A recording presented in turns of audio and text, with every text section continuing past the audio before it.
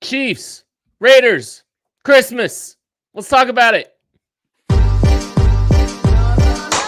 This is KC Sports Network, proudly presented by Emprise Bank. Welcome into a live edition of the KC Laboratory presented by Emprise Bank, member FDIC. This is also my only chance to wish you all a Merry Christmas. I am so excited to be talking to genuinely two of my best friends in the entire world, two friends that I am incredibly grateful for, that I love dearly, and I love doing this show with. Matthew Lane, Craig Stout. Maddie, hi, hello. I am genuinely grateful for you as we close out this year. Love you, buddy. I love you too, Kent. I see. I don't know how to handle all this emotion coming at me. So like I'm just gonna kind of gloss over all this right now. I appreciate very you, Maddie of you. And I am grateful to be here doing this show with my two pals. I do thoroughly enjoy this. I enjoy all of you listening, coming to hang out, wanting to hear us talk about the Chiefs. It's a lot of fun. And if we want more, emotions, I'll let Kent and Craig take over that. So Craig, how you doing, pal? Wait, hey, that's a terrible setup. Now I got to be heartfelt about all this. I was getting ready to say it felt like Kent was buttering us up because he was about to ask us for money or something. Like, yeah, I don't know what was happening. I think he was week. trying to make me. I think he was trying to make me feel uncomfortable, but like it's just like hitting into a brick wall. I think he succeeded in that. Hey, Kent, I absolutely love did. you dearly. I absolutely love you dearly, Maddie. I also love you as well. Thank you. This time of year that, makes Greg. everybody, kind of remember all of those family members and those close to you. And there are very few people in this world that are as close to me as these two individuals over the past 5 years. So I love you, fellas. Can't wait to watch the Chiefs on Christmas Day give us all a present of an 8th straight AFC West victory. Yeah. It's this is so Maddie. It's like our last show. Anyway. It's a hat and t-shirt game. The Chiefs can win the AFC West again by beating the Las Vegas Raiders, who they are double-digit favorites over heading into this game. I know we've just kind of previewed them a couple weeks prior, and we'll make sure to kind of do that in some capacity. This is obviously, if you guys have been listening to our show historically, anytime we get to game number 2, we take things a little bit different and we go a few different routes with it. So I know, Maddie, you had a couple thoughts, questions, concerns before we really get into previewing Chiefs Raiders at all. So it is your floor, my friend. Back to my comfort zone here. So yeah, going through this week, just listening to the press conferences over the past couple stuff, and I just got a question for you guys. Andy Reid and Patrick Mahomes have been very complimentary of Wanya Morris, but the way everyone's kind of spoke, nobody has gone so far as to say he's the starter. Nobody's even said a whole lot that makes me feel warm and fuzzy about him being the starter. In fact, it seems like it's very open to when Donovan Smith comes back and is healthy enough to be on the field that he might get a chance to come back in and regain his starting role. So when Donovan Smith is healthy, which as of right now, he still has not practiced, but when he is healthy, I believe he was limited today, actually. He was limited. Yes. He did got up. He is finally a limited participant. So when he is fully healthy, who do you guys expect to be at left tackle?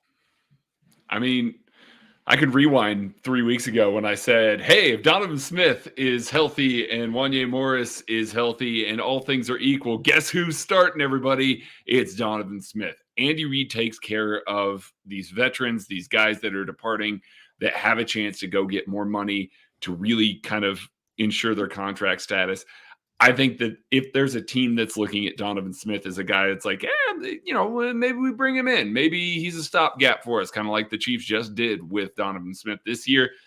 There might be a team out there that's looking at him missing a couple of games due to injury, where you're just like, oh, no, he was out. He couldn't play. And we got him healthy. We got him right. That doesn't look bad for Donovan Smith. You know what does look bad? Being fully healthy and them still going with the rookie. Now, I understand long-term why the Chiefs would do that. I'm not trying to argue other than that. But Andy Reid also knows that tanks his contract value. So, again, if all things are equal, they view Wanya Morris and Donovan Smith as the same player on the field. That's Andy Heck and Andy Reid agree to that.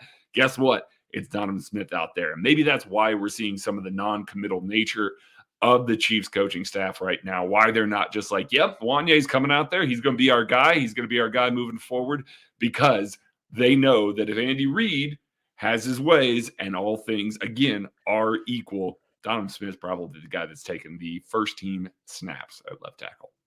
I think there's a lot of potential layers to this. Honestly, I think you could look at, like when you asked me this a couple weeks ago, Maddie, I said it depends on what Patrick Mahomes wants. So there's probably a level of comfort if they want Patrick. If Patrick Mahomes wants the veteran there for the home stretch, I would understand that. I don't know. I go back and forth with some of this too, right? I think there might be a leash finally with Donovan Smith, though. I don't think there was a leash with Donovan Smith before we got a glimpse of Wandy Morris at left tackle. I think what it could ultimately be is, they're going to go to the veteran. They're going to let the veteran, come back after a couple weeks and been off. And if he plays well, great. And if he struggles, maybe they do make the change to Wanye, but they're going to give, the veteran the chance to hold on to that job. And then you talk about, like you said, like the layers with Andy and the veteran, status of a Donovan Smith trying to get a contract, throwing all those factors in too. I really do think it's probably going to be Donovan Smith whenever he is good and ready for it. That's just my vibe. That's my feel. I'm with you. That's not the warm fuzzies right now. So, and I get it to some degree because it's a throwing a young rookie in here. I get it. I don't get it because I think Wanye Morris has been substantially better. Like, I don't agree, by the way. If it was equal, then yeah, sure, that's fine. You can go with the veteran because he's the veteran and you're trying to do right by him and he's the guy that you have spent more time with. But it hasn't been equal. And Wanye Morris has been one of, if not the best Chiefs kind of like run blocker since he's kind of taken over. Maybe not best, like Joe Thuney's still really good. Don't get me wrong. But like when they run behind Wanye Morris, it's noticeable. The movement he creates is noticeable. When they call screens out to the left-hand side, you actually have a left tackle that's a factor in the screenplay, which matters. Like in the run game, in the screen game, I don't think it's even close. It's not even comparable. The difference between these two. Donovan Smith can't move at this point in his career. He can't do some of the stuff that Wanye Morris does. And we've talked about it. We've seen it. Smith's tackled Pacheco in the backfield because he can't get out of the way. Now, part of that's Pacheco running into him too. That's another part of it. But Donovan Smith can't get out of the way. Wanye Morris takes his guy for a ride when they try to run behind him. So it's just the run game and the screen game is not even comparable. And then you go look into pass protection and like Wanye Morris has been not clean. He hasn't been superb in pass protection. But guess what? Over his 3 games roughly as a starter, he gave up less pressures than Donovan Smith did in his last 2 before losing his starting job. Then Donovan Smith has, in almost any 3-game stretch of this season, he has given up more pressures than Wanye Morris has since he's been starting. And like, we can sit here and talk about the help they give Morris. And yeah, they do give him plenty, but they did the same with Donovan Smith. It's not like Donovan Smith was going out there and locking guys up one-on-one. Mm-hmm. So I see on field a really, really hard path or argument for Donovan Smith being as good or better than Wanye Morris. So it should be Wanye Morris. And that's why I'm really intrigued by nobody really digging their feet in saying that Wanye Morris not hasn't been good, but like just the way everyone talks, it's always been like when he's had to step up, he has. That's been the vibe we needed to rely on him and he did well, but nobody's like ever given that extra assurance that, oh no, he's taken this job under kind of his control now. Yeah. And I think this week will be, if Donovan Smith practices all week and is active, is going to give us the indicator of what's going to happen for the rest of the season.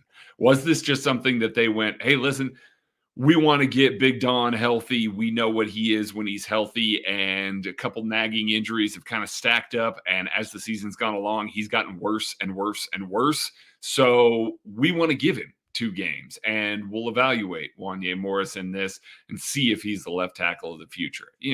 He didn't play a flawless game last week, but he also wasn't so bad that he's like, oh, okay, he's crippling the team. And so it's the sort of things that you live with. It's a 3rd-round rookie left tackle. Like, you're going to live with some of those lumps, because if you catch the value there, man, you really hit a home run with that.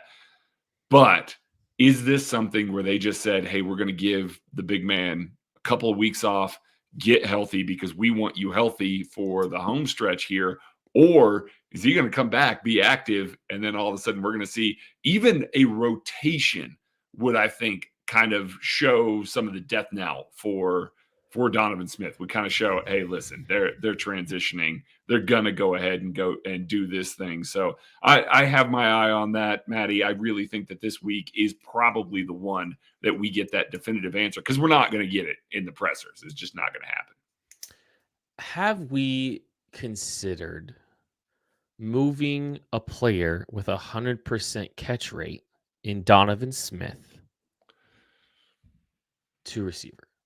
Did you see the amount of separation he had on that catch too? I mean, Yards.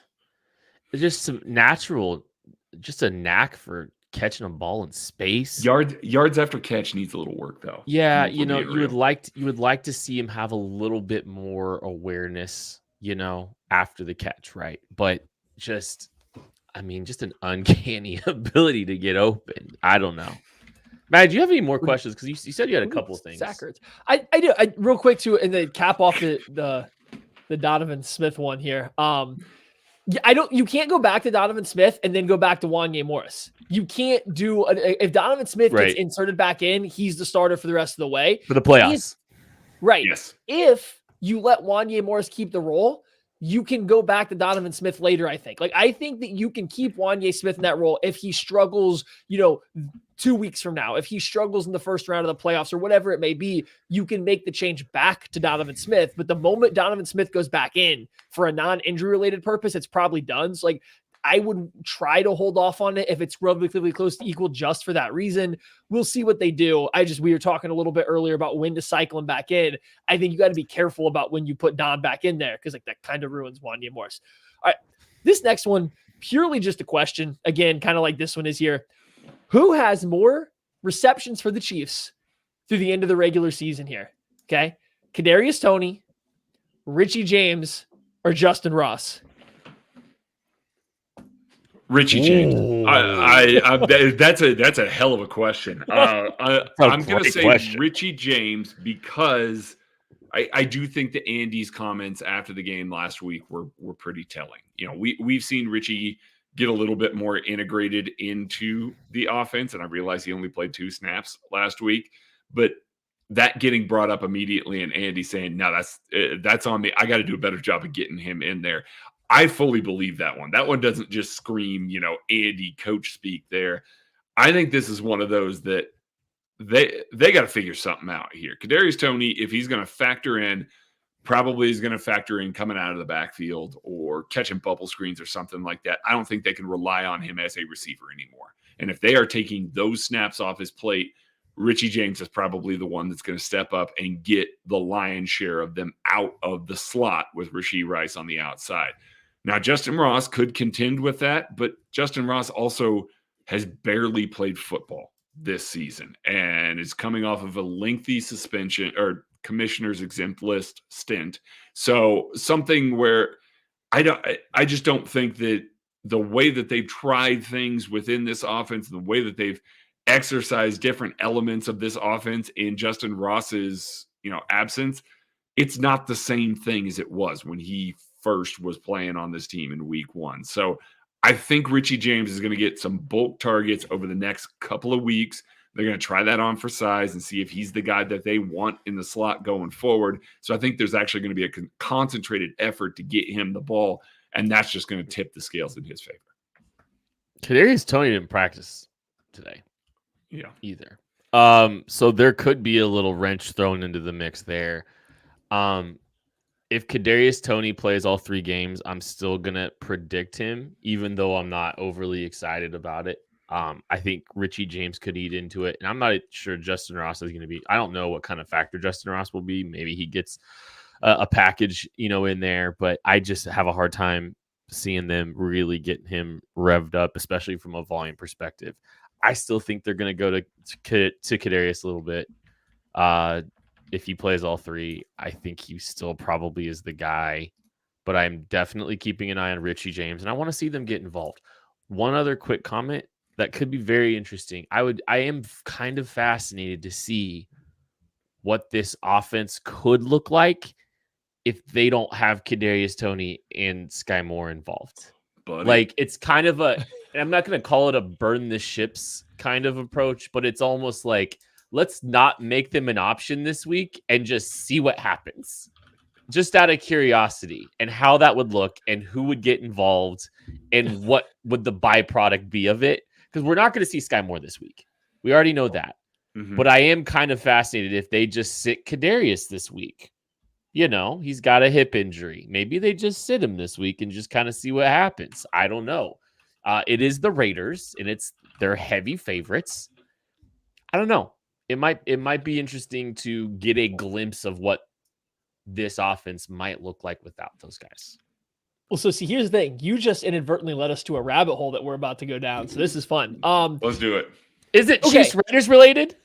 No, it is not. So Oh. here's the thing. The Chiefs are sitting here with this wide receiver group that we all kind of agree at this point in time, and you can't really argue it isn't great, right? They all have their different issues. Rashee Rice is the only one that's kind of coming on. But even Rashee Rice, a lot of what he does is plays designed for him. It's the first read, whether it's a back shoulder fade, whether it's a slant, a screen, a crossing route, everything, most things that he get are designed to go to him. Now, he did a great job versus the Patriots, finding a couple zones to settle in and getting some broken play passes his way.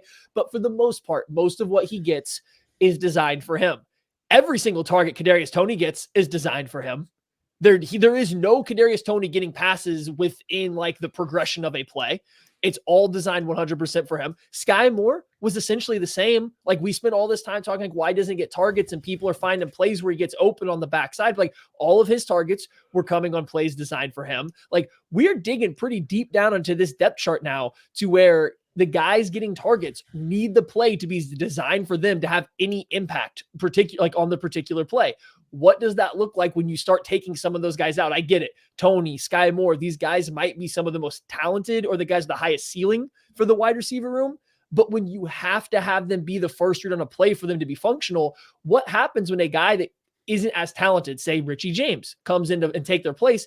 Can you now run a more traditional offense? Can the offense doesn't have to funnel through the first read?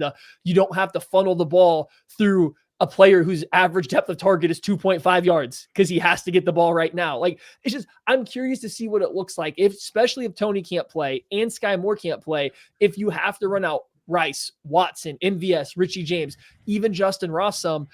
Do these guys start getting targets within the realm of play? Can you run a full play where there's a progression of 1, 2, 3, 4 before it's over without having to always call a screenplay every third play to get one of these guys involved? I would argue that that's the entire reason that Justin Watson is on the field, because it Probably. allows them to run a little bit more of a semblance of an offense with progressions and things like that. And as much as we maybe have disliked the results this year, MVS, I think, does offer them that ability as well. So it was arguably why Sky Moore was playing, because he could do some of those receiver-y things, and he could be a part of the progression. But when he wasn't open on time, that mattered. Can Richie James be open on time? And it was my entire argument behind Zach Ertz joining this team. Get to the right depth, get on your break at the right time, be in sync with the quarterback. Richie James might be that guy. And I know that, Mahomes' trainer, Bobby Stroop, really likes Richie James, has liked him all season here. We haven't seen kind of the fruits of that labor yet due to injuries to James. But I think that between him and even a guy like McCole Hardman, who is opening his practice window, might be guys that can just play within the normal flow of the offense. Now, I'm not saying that all of a sudden it's like, oh, that's what they needed. Now they're scoring 35 points. It just may be they have more ways to win, because we've seen Andy kind of making a lot out of a little right now with the screen game, with the way that he's, kind of designing and manufacturing touches to some of these receivers, and it's working.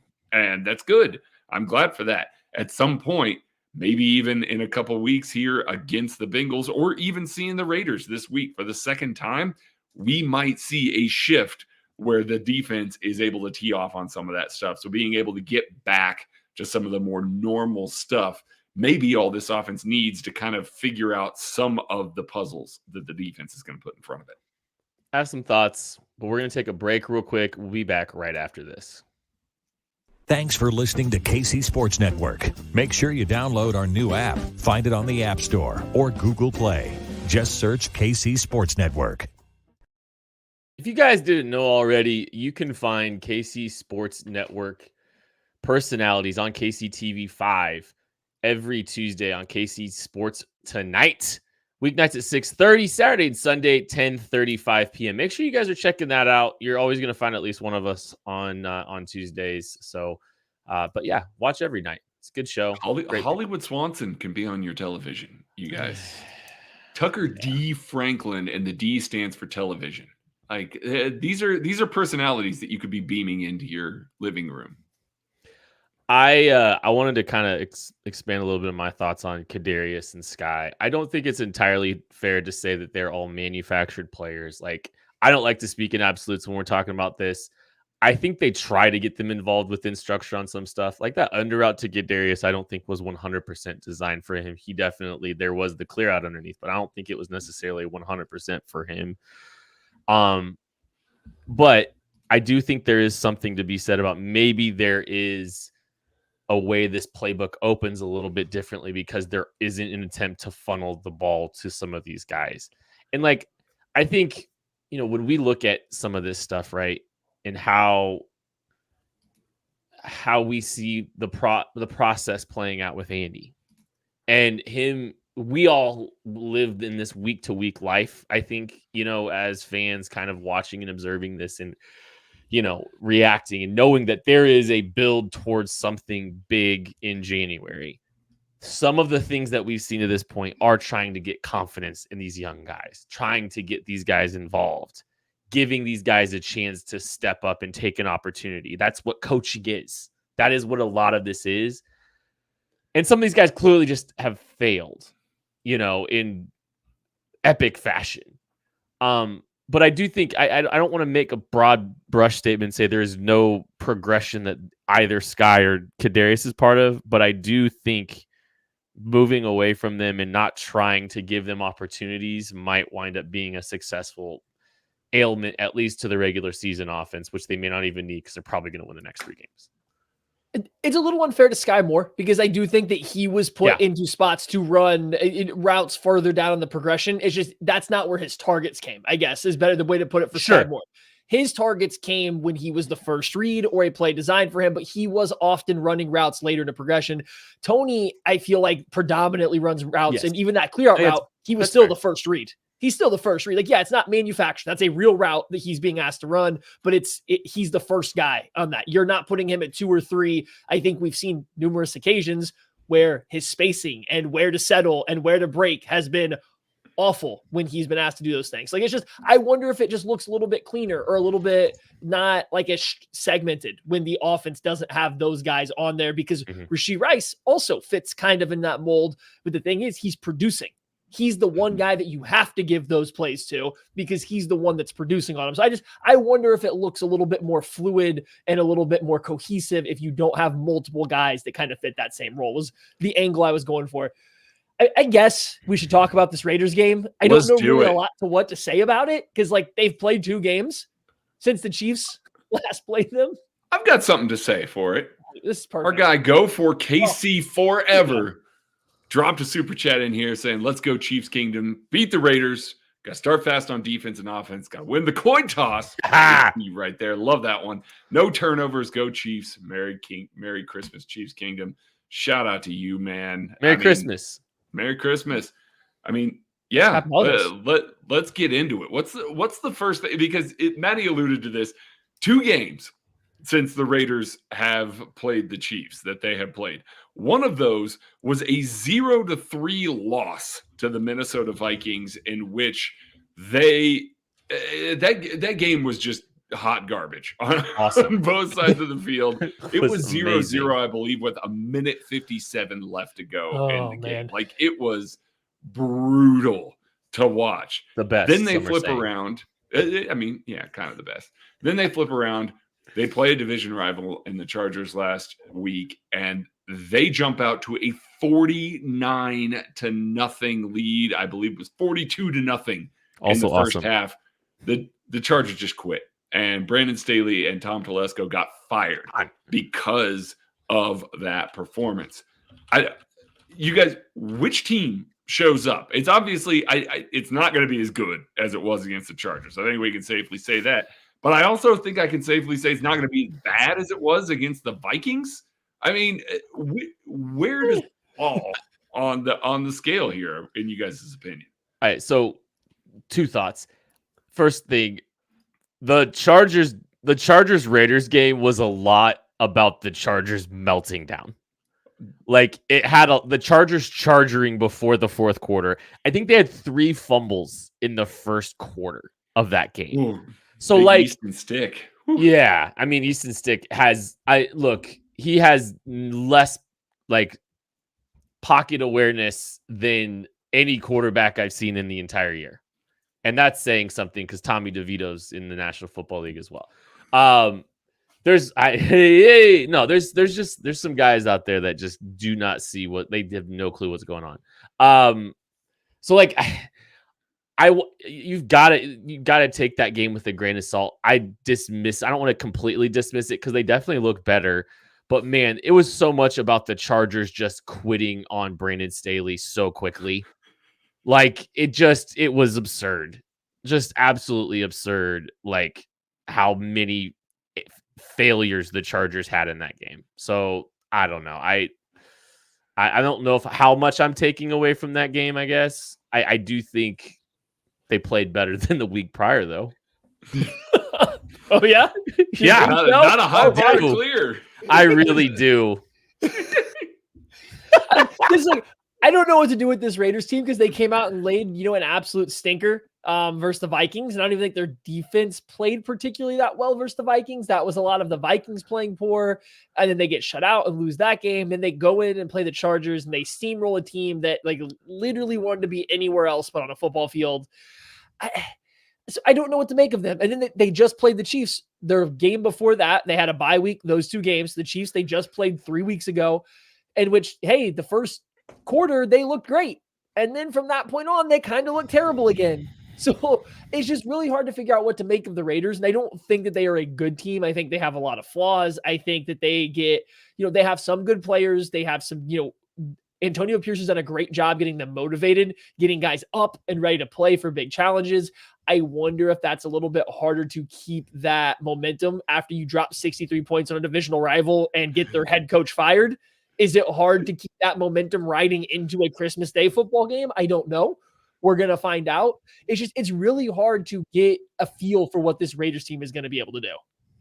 I mean, yeah, when I go back and I watch this Chiefs Raiders game, it definitely seemed like the Chiefs defense came out flat. Like they were just, hey, we're going to be able to line up. We're going to be able to bully these guys. We're going to be able to hold our own. And it took them kind of getting knocked around for a quarter and a couple of minutes for the Chiefs to be like, guys, we are better than this. From the point, let's see here. I believe it was from 12:50 on. That was the big, long touchdown that the Chiefs gave up, the rushing one to Josh Jacobs. From that point on, the Chiefs allowed 136 total yards in almost 3 quarters. And 109 of those were passing yards. Like they just could not get anything going on the ground, couldn't get anything going through the air. I think that there is a chance that a team like the Minnesota Vikings and Brian Flores, who, hey, guess what? He's blitz happy and likes to mix things up, likes to really put a lot on a quarterback's plate, watched what Steve Spagnuolo did in the final 3 quarters against Aiden O'Connell and went, oh, hey, look, that fits really nicely into the box that I've created for my defense this year. And now all of a sudden, the Raiders couldn't move the ball. It also makes logical sense that Brandon Staley, as he has done for his entire career as a head coach, lined up and went, we're going to do our thing because we know that we can win this way and we're going to put this square peg into this round hole and we're going to beat it enough times with a hammer until it finally clicks. And this season, it's not. And Aiden O'Connell tore him up. Even on some short fields, he looked a lot better. I think it's probably closer to what we saw in the final three quarters against the Chiefs. I just do. I think Steve Spagnuolo was able to get dialed in. I think we saw exactly what happens when you get a blitz-heavy approach, when you get to press guys, when you put a lot on the quarterback's plate against the Minnesota Vikings. He does not look good. Steve Spagnuolo is going to come out. He's going to throw the kitchen sink at Aiden O'Connell again because it's the second time he's playing them, and they have a chance to lock up their playoff spot, lock up an 8th straight one. I just think that we're going to see Spags in rare form from the jump here, and I think he's got a good game plan to do it and plenty of examples of how to do it over the course of the last 3 weeks, 3 games of the Raiders here. So I just think that we're not going to see the sort of offensive performance that we did last week against the Los Angeles Chargers out of this Raiders team. Well, yeah, no, for sure. And I think Aiden O'Connell can easily get sped up, and he is the biggest statue in the National Football League. And this isn't me dunking on him. He's literally like one of the, I think statistically one of the worst scramblers in the National Football League as well. I don't think he had scrambled up until a couple weeks ago, and even then, I'm not sure he has. He can get beat with pressure. He force-fed some targets to Davante Adams early in that game. And then the Chiefs really did a good job of slowing Davante Adams down after that first couple possessions. So if there's no Davante, if the Chiefs are gonna eliminate Davante, I think that plays really well for them. And I think speeding up Aiden O'Connell and putting some pressure on him has also been a thing. Look, the Chiefs have been good stopping the run. Outside of that big carry to Josh Jacobs, they stopped Davante Adams and they heated up Aiden O'Connell. I mean, that's the formula right there. Yeah. That's the formula they employed for the last 3 quarters of the game. Before we jump off from this further, want to shout out Jack Richards for the super chat there. It says, Merry Christmas, Lab. You guys are the best. Thanks so much, Jack, here. And then we got another super chat here when we are ready to kind of transition to the other side of the ball. Maddie, you have anything more? Chiefs defense versus Raiders offense? No, I mean, the Chiefs were a little hesitant to rush the Raiders, to send pressure after the Raiders in the first matchup because of how quick the Raiders were getting the ball out. And then guys were making plays over good coverage for the Chiefs. And I just wonder if that's going to continue. Will Spags continue to be a little hesitant to send the pressure because you're going to be blitzing without being able to get home? We saw that kind of bite them a little bit against the Patriots at times when they were able to hit short passes when there was no extra bodies flooding the shallow zones. But then we've also seen them when they play coverage, the other teams find some time. So I'm curious to see how Spags approaches it, because I do think blitzing Aiden O'Connell and this Raiders pass protection unit right now is the proper move. They seem to really struggle when that happens. They had no idea what to do against Brian Flores and that Vikings defense. The Chiefs can do very similar stuff with Steve Spagnuolo. It's just, do they want to show all that stuff? Do they not? And is it worth it if the ball is going to come out in under 2.5 seconds like it was in that first matchup? So the Chiefs got to come out. I think it was the very first super chat here. Start fast on defense, and they said and offense, but defensively, start fast. Don't let the Raiders get into heavy personnel and just run downhill on you, because that's where they really started to get into the play action stuff. They started to mix it up good. So start quick on defense. Don't give up the early points. Slow the run down. And I just want to see what happens on third down if that pressure comes. So again, I don't know what to make of the Raiders. So I don't know what the Chiefs are going to do. I don't think the Chiefs know what to make of them either. I think that's part of the issue. They don't know how to defend them because they don't know what kind of offensive output they're going to get coming back at them. Well, and that's where you could see them being a little bit reactionary and fact-finding early in the game too, which can at times negate a fast start in a game if you are just trying to figure some things out early. And it's also a little bit tough when you're looking at the Raiders injury report at this point that we are recording this. Josh Jacobs did not practice with a quad injury. He was, Antonio Pierce said before the Chargers game, is like, he probably could have gone, but it was a short week. Wanted to give him a little bit more rest. Now he's got an extra day of rest, and now we're staring at, or extra days of rest, and now we're staring at Josh Jacobs still being a DNP, as well as Michael Mayer, their first round tight end, who looked pretty good against the Chiefs. He also was a DNP. Dylan Parham, Colton Miller, Parham's an illness, so it's expected that he's going to be back. Colton Miller limited in practice. we don't really know exactly what this offense is going to look like. That is a lot of heavy hitters and a lot of very important pieces of it that will limit some of what they can do. So pay close attention to the injury report as it formulates for the rest of the week. Antonio Pierce was pretty confident that Josh Jacobs was going to play this week. I think as of yesterday, he said that he still said that he was going to, and same with Colton Miller. And yeah. So it does seem like, at least in their mind, they are saying they're both going to play regardless of what the practice report says, but it is worth watching as you get into Friday and stuff like that to see what happens with Josh Jacobs specifically. All right, let's move on to the offensive side of the ball. And I think you said we have a super chat coming in from the offense. Butch Davis, thank you for the super chat. We appreciate you. Moral of the story from that Raiders game is don't let Malcolm Kuntz turn into 2017 Khalil Mack. Hey, shout out Lance Leipold developed Malcolm Kuntz, by the way. Oh, my Lord. Well, it's a good thing that Donovan Smith isn't playing left tackle again, because that's where Malcolm Kuntz looked like Khalil Mack the last time these two teams played. And that is part of the reason that I wanted to have that conversation off the top, was because we saw Donovan Smith play against this Raiders team. We saw Donovan Smith play against Malcolm Kuntz. And boy, it was not pretty. Now, do I know for sure if Donovan Smith was a little banged up? Was his neck a little stiff? Had he already been injured and was he playing through it at that point in time? I don't know, but it was one of his lower performing games of the year, and it wasn't against Max Crosby. It was against Malcolm Kuntz the vast majority of the time. So that's an interesting comment here to kick it off with. A good challenge for Wanya Morris, maybe a direct, hey, we have now seen Donovan Smith, and now we're going to see Wanya Morris versus the same level of competition just a couple weeks apart.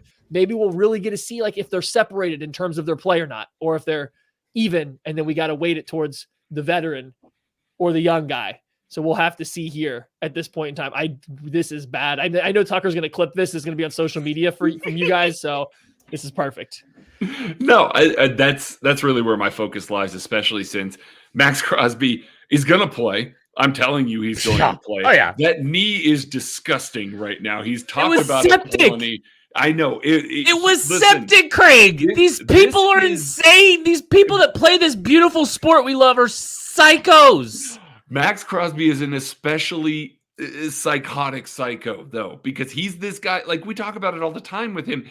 It is insane the number of snaps that he plays and has played in his career. He does not come off the field. We talk about, guys and, the Eagles approach, even the Chiefs approach is like, make some wholesale swaps, get guys in there, just let them play 3 or 4 snaps, whole new lineup in there at defensive line. Max Crosby's like, nah, screw that. I want to play as close to 100% of the snaps as possible. And it's now to the point where he's not practicing during the week. He's doing limited on the walkthrough. Didn't practice during the week against the Chiefs, played limited, before the Minnesota Vikings game, goes out there, has 2 sacks, this man is going to play.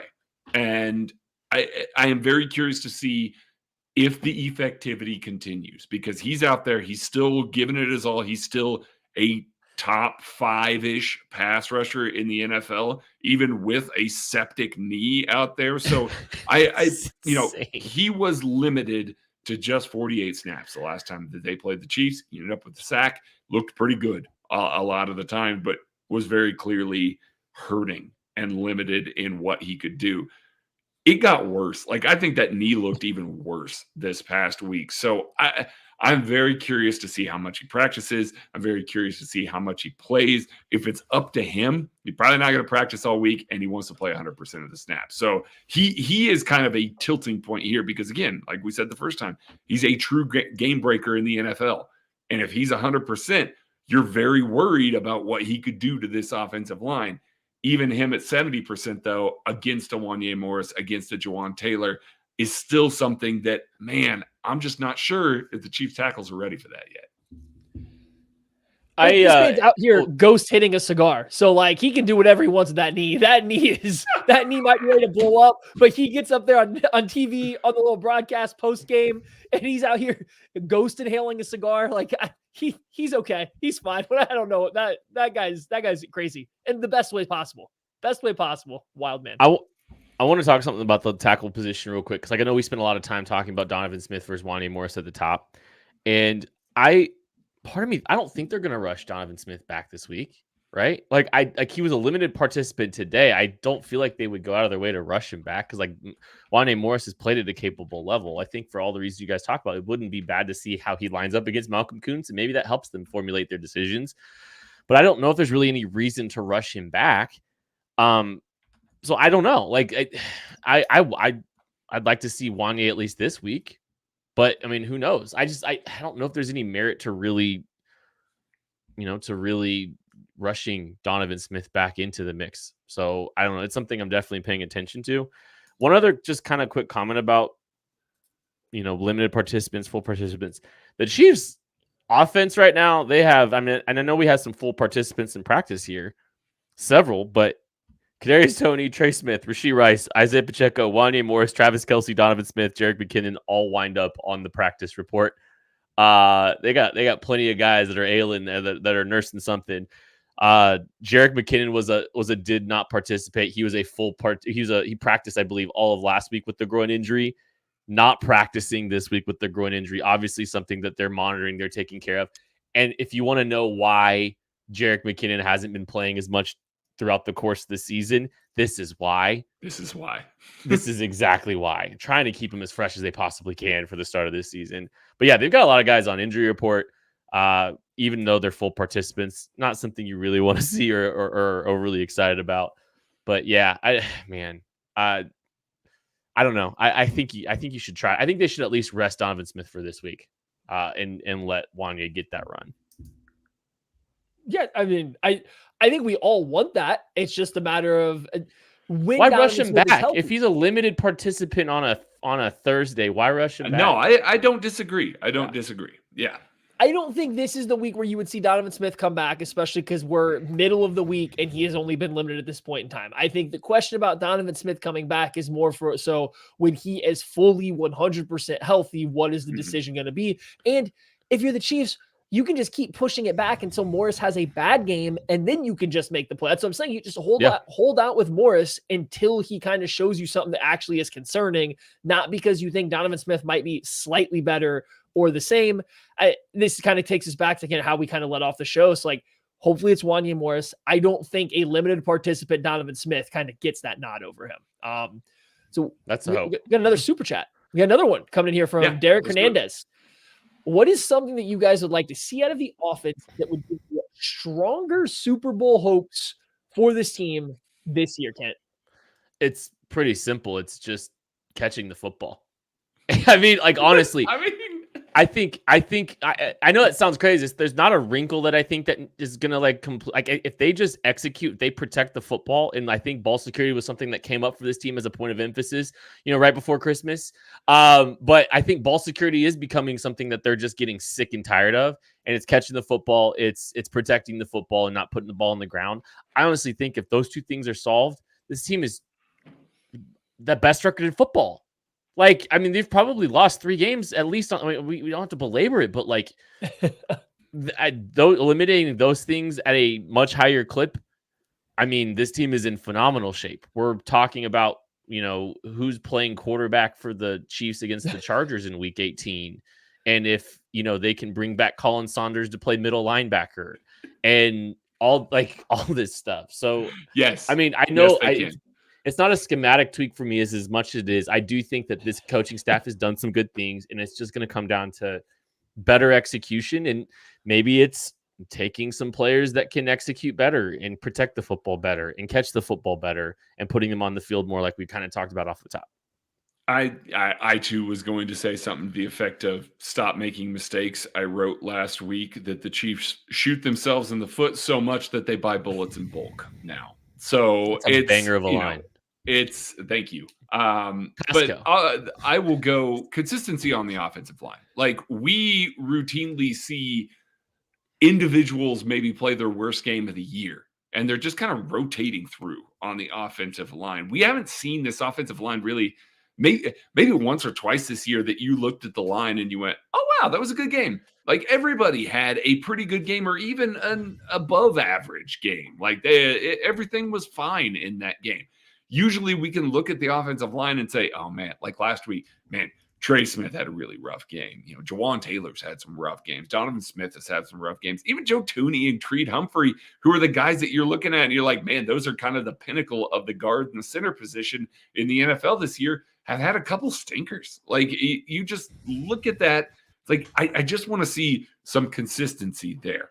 Get everybody to play average, or what their version of average is, which for some guys is, tops of the league. Some guys, it's just, hey, you're a number 16 offensive tackle in the league. That's fine. You just need some more consistency there for me to feel good about what they can do, because they just can't overcome the mistakes when they have those drops, when they have those penalties. They got to be able to have Patrick Mahomes drop back and make some magic.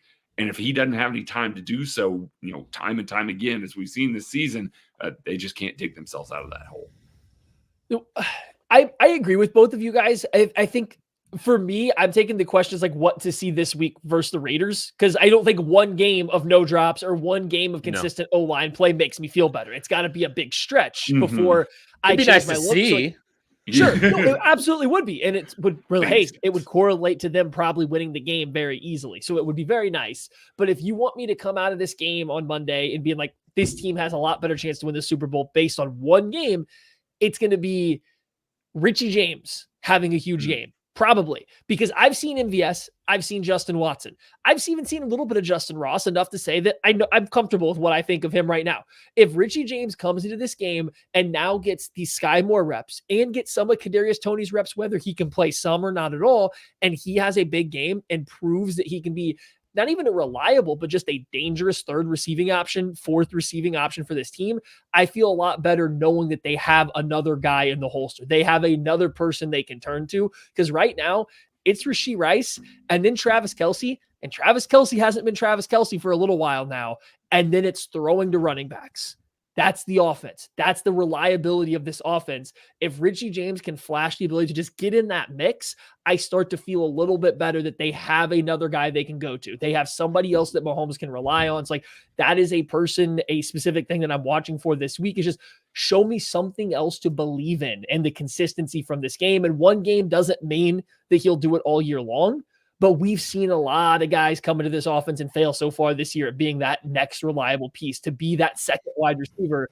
Let's see if Richie James gets an opportunity and makes the most of it. All right, it's players to watch time presented by Tickets for Less. Promo code KCSN gets you the best discount available on ticketsforless.com. So make sure you're using that to take advantage of Chiefs ticket opportunities. KCSN, promo code KCSN at ticketsforless.com. Maddie Lane, player to watch, go. Why are you coming to me first? I don't understand these maneuvers. I already spoiled my Richie James one. Can we just smooth that segment? Tucker, can you just lift that segment and put it here? I'm gonna go. No, but he's gonna lift the one where you did the weird stuff with your hands. That wasn't me that made it weird. That was you.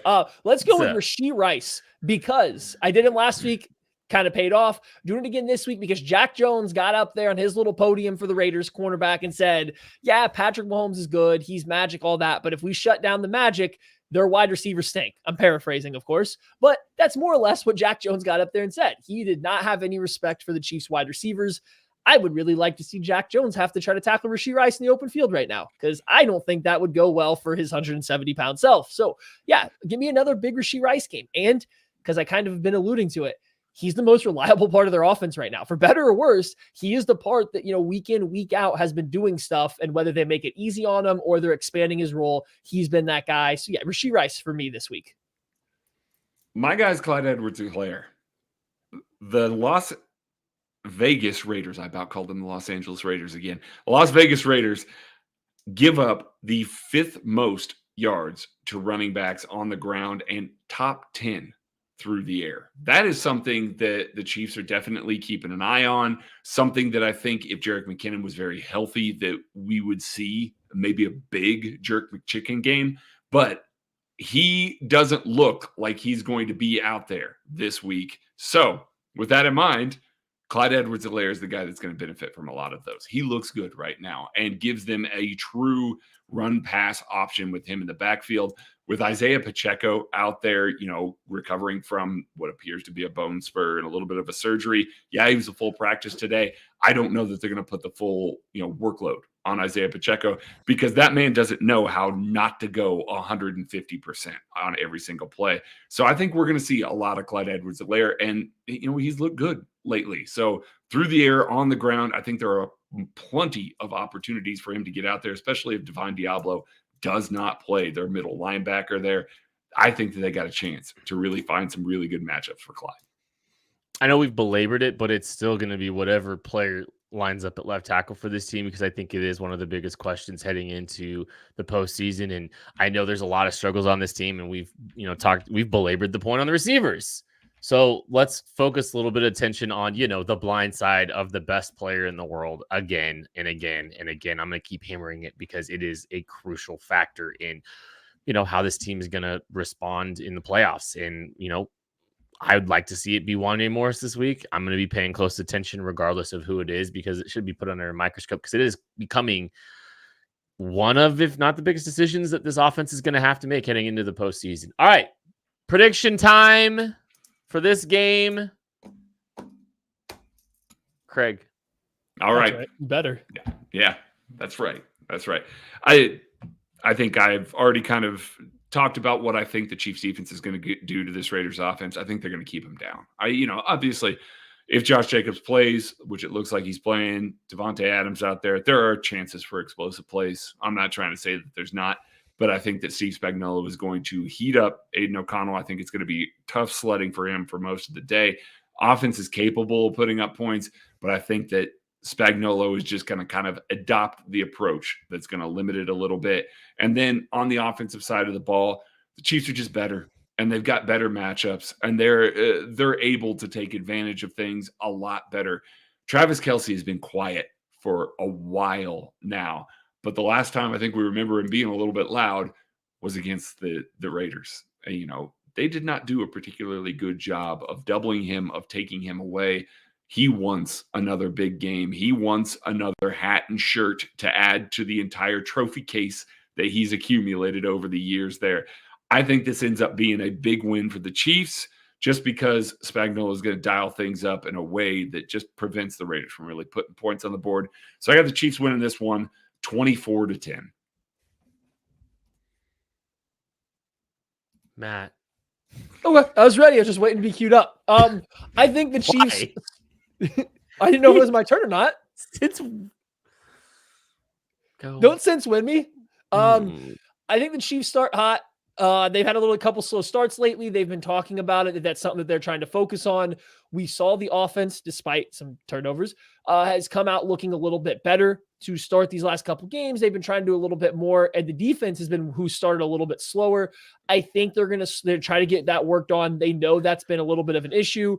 Having this Raiders team, a team they just played a couple weeks ago, I think they'll have a good game plan, be ready for what the Raiders are going to try to do, which isn't that complicated going forward. So I think both sides of the ball start out hot. The Chiefs kind of put this game away relatively quickly and just kind of coast. I think we are going to get a very generic Andy Reid-led Chiefs football game where they take a lead sometime early in the first half or midway through the first half, and they just kind of sit on it and coast it out. Maybe it looks a little closer by the end of it because of how they play it out, but they're in control the whole time. I'm going to say the Chiefs win this one 30-20, but it never really feels like it's just a low 2-score game.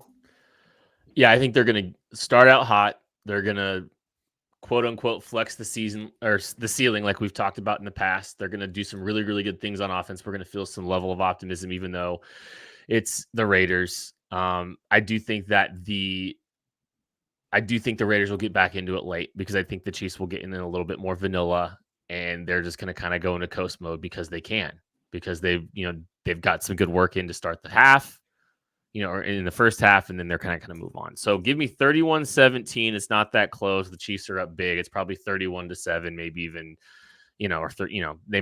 some late scores happening in that game, but I think the Chiefs are going to win this game comfortably. That is going to do it for this episode of the KC Laboratory. Thank you all so much for listening, for watching, for supporting KC Sports Network. Thanks to everyone that came out to Mission Taco last night. Thanks to everyone that's just been supporting us through all these years. We are so grateful for you. We appreciate you. Have a Merry Christmas, and we will talk to you after a Chiefs win. 8th Bowl straight. season is in full.